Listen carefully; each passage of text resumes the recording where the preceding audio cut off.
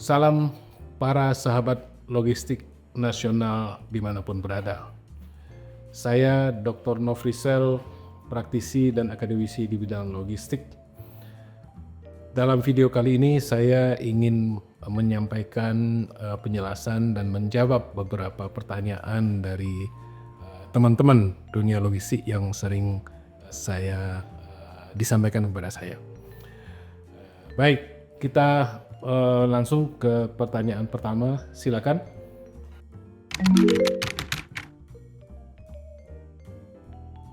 Oke, baik. Pertama saya ingin melandasi ya penjelasan ini dengan mengatakan bahwa perdagangan internasional itu adalah sebuah keniscayaan. Jadi artinya apa? Perdagangan baik di domestik maupun antar negara itu sesuatu yang memang seharusnya dan menjadi sebuah hal yang tidak bisa kita tolak sebetulnya. Kenapa? Karena kebutuhan dan ketersediaan barang di tiap-tiap negara itu tidak sama. Karena itu kita berada pada posisi yang saling membutuhkan. Nah, bentuk dari perdagangan itu kemudian berimpak kepada pengiriman barang. Pengiriman barang dari dan ke satu negara. Nah, dalam konteks ini kembali kepada pertanyaan tadi bahwa kita Indonesia suka menerima barang-barang yang dikirim melalui jasa titipan ataupun penyedia jasa logistik dari luar negeri ke Indonesia. Saya ingin mengatakan kembali itu adalah sebuah keniscayaan sebetulnya. Yang penting adalah bahwa karena ini sudah bicara soal hubungan antar negara, maka kita harus berbasis kepada ketentuan dan regulasi yang ada dan khususnya regulasi di dalam negara kita sendiri. Nah, itu yang menjadi pedoman utama. Jadi itu satu. Yang kedua adalah pengiriman barang itu dilakukan secara legal. Jadi kalau kita misalnya mengirim barang itu tidak legal atau ilegal, itu sudah menyalahi aturan. Jadi karena itu menjadi sesuatu yang sangat penting bagi kita. Nah, kenapa demikian teman-teman dan para sahabat logistik? Karena pengiriman barang dari luar negeri ke Indonesia itu memiliki prasyarat dan ketentuan-ketentuan spesifik yang diatur oleh regulasi negara kita. Jadi di antaranya barangkali adalah bahwa setiap barang yang masuk ke dalam negara kita itu mesti membayar atau dipungut semacam bea masuk gitulah kira-kira. Itu yang paling pertama kita harus lakukan. Dan itu adalah ketentuan sebenarnya yang berlaku umum di dunia internasional manapun gitu ya. Jadi itu yang pertama. Yang kedua adalah pergerakan barang dari dunia internasional, katakanlah melalui jasa titipan atau penyedia jasa logistik ke negara kita, itu mengundang adanya konektivitas relationship antara eksportir dengan importir yang akan membuat mereka saling membutuhkan, akan membuat mereka saling membesarkan gitu ya, sehingga jadi perdagangan itu akan memberi manfaat dan dampak bagi pertumbuhan kinerja dari masing-masing baik eksportir maupun importir itu. Jadi menurut saya secara singkat adalah mau mengatakan bahwa sepanjang barang itu legal dan sepanjang barang itu tidak melanggar ketentuan-ketentuan pelarangan barang yang masuk ke Indonesia, artinya sesuai dengan ketentuan yang ada, tidak ada masalah. Jadi itu juga juga sesuatu yang akan memberi kontribusi produktif bagi perekonomian negara kita. Jadi bahkan kalau lebih eksplisit misalnya, bayangkan kalau seorang misalnya pengusaha UMKM kerajinan misalnya di satu daerah, misalnya di Garut misalnya, kemudian karena komunikasi dan hubungan baik mereka dengan pembeli di luar negeri, misalnya di Jepang misalnya, maka kemudian persyaratan yang dipenuhi untuk mengirim barang dari Jepang atau sebaliknya dari Indonesia itu sudah berjalan sesuai dengan kaidah dan ketentuan yang berlaku, maka akan terjadi satu dampak saling memberi manfaat kepada semua.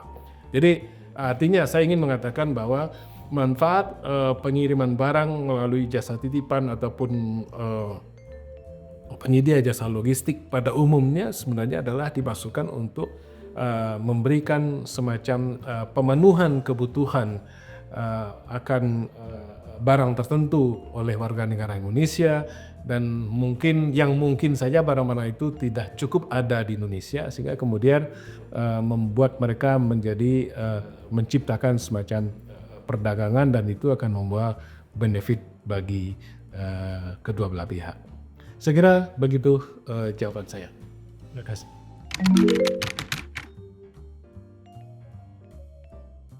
Ini hal yang sangat menarik perhatian bagi semua kita sebetulnya. Di dalam berbagai penelitian pun saya menemukan bahwa faktor yang paling banyak dikomplain oleh penyedia jasa itu adalah keterlambatan. Oke, hari ini kita coba bahas aspek keterlambatan itu. Setidak-tidaknya ada 4 aspek yang menyebabkan barang itu terlambat. Pertama adalah faktor eksternal. Nah, eksternal itu maksudnya eksternal di luar perusahaan pengelola jasa logistiknya ya, di luar pengirimnya gitu. Faktor eksternal ini misalnya adalah geografis daerah, kesulitan akses, kemudian ketersediaan dukungan moda transportasi yang cukup gitu ya. Lalu kemudian juga ada faktor bencana alam atau mungkin sulitnya medan-medan yang harus dilalui gitu ya, dan keterbatasan konektivitas dari transportasi. Nah, itu akan menjadi salah satu faktor penentu atau penyebab dari keterlambatannya kirim. Faktor kedua adalah kondisi internal dari perusahaan dan atau penyedia jasa logistik. Mungkin mereka diantaranya adalah terbatas armadanya. Yang kedua adalah justru malah volume yang sangat tinggi. Jadi jangan salah, ketika terjadi peak season bisa terjadi misalnya kiriman barang yang sangat banyak, justru malah penyedia jasa logistik itu akan kewalahan. Jadi kadang-kadang pengelolaan kewalahannya itu kemudian membuat mereka harus mengalami masa-masa penundaan dalam proses pengiriman barang itu. Itu yang kedua. Yang ketiga adalah ada kalanya faktor di mana kemudian infrastruktur, konektivitas, transportasi serta daya dukung dari kapabilitas perusahaan penyedia jasa logistiknya tidak cukup untuk mengcover keseluruhan tujuan pengiriman. Jadi ada perusahaan logistik yang hanya konsentrasi di lokal saja di satu kota, tapi juga ada yang satu pulau dan juga ada yang seluruh Indonesia misalnya. Nah, ketika terjadi hal seperti itu, mereka kemudian harus melakukan semacam proses-proses lanjutan dengan memanfaatkan kerjasama dengan pihak lain, dan di antaranya kadang-kadang itu membuat keterlambatan. Yang juga faktor penting dari internal perusahaan ini adalah biasanya adalah kompetensi SDM. Jangan lupa para sahabat logistik, mengantar kiriman dari perusahaan ke penerima jasa atau user itu juga butuh pengetahuan tersendiri. Nah, kadang-kadang bisa saja di dalam satu perusahaan lagi pergantian kurirnya, lagi banyak kurir-kurir baru dan sebagainya yang butuh diajari dulu supaya mereka bisa fasih, gitu, bisa lancar dalam memberikan semacam melaksanakan tugas untuk pengantaran. Maka pada fase-fase seperti itu kadang-kadang kiriman bisa terlambat, gitu ya. Itu yang saya ingin sampaikan. Oke, itu yang kedua. Yang ketiga adalah faktor yang terkait dengan human error ya. Jadi kadang-kadang begini, dalam proses pelaksanaan itu bisa saja terjadi karena kita melibatkan banyak orang, dan kadang-kadang mereka mungkin salah kirim, salah sortir, kemudian salah memasukkan ke dalam alat angkut tertentu gitu ya, sehingga kemudian human error itu membuat kadang-kadang aplikasinya bahkan bisa telat 1 kali 24 jam atau bagaimana, karena begitu kita salah memasukkan barang atau terjadi kekeliruan dalam mengatur cut off time dari proses, maka kemudian akan berdampak pada keterlambatan. Itu juga salah satu yang penting dalam kita ketahui sebagai penyebab keterlambatan. Nah, yang terakhir sebetulnya adalah faktor-faktor force major ya. Jadi tiba-tiba kita harus berhadapan dengan bencana, tiba-tiba kita berhadapan dengan situasi yang di luar kontrol kita secara bersama-sama lah. Jadi misalnya apa itu gunung meletus, apa itu gempa bumi, apa itu mungkin misalnya listrik padam dan sebagainya gitu ya, atau jalan terputus misalnya, atau terjadi huru-hara, mogok dan sebagainya. Itu juga diantaranya sebagai salah satu faktor penyebab dari keterlambatan. Jadi kesimpulannya para sahabat, saya ingin mengatakan bahwa faktor keterlambatan pengiriman itu bisa terjadi karena faktor di luar kendali perusahaan penyedia jasa logistik misalnya, kemudian ya faktor infrastruktur, faktor sulitnya akses dan sebagainya gitu ya. Yang kedua adalah memang dari kapabilitas dari penyedia jasa logistiknya sendiri. Yang ketiga adalah human error yang terlibat dalam penanganan itu, dan keempat adalah force major.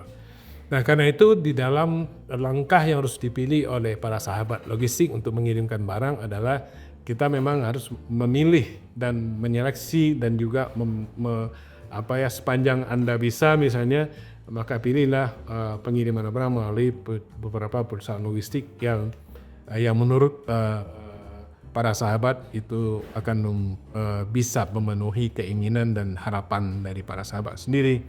Ada beberapa parameter yang bisa kita tempuh untuk menyeleksi itu. Mungkin akan saya sampaikan dalam kesempatan yang lain. Segera begitu mungkin jawaban saya untuk pertanyaan yang nomor 2. Terima kasih. Oke dok, pertanyaannya udah habis. Oh, oke. Baik, terima kasih. Sampai bertemu lagi para sahabat. Selamat melanjutkan kegiatan.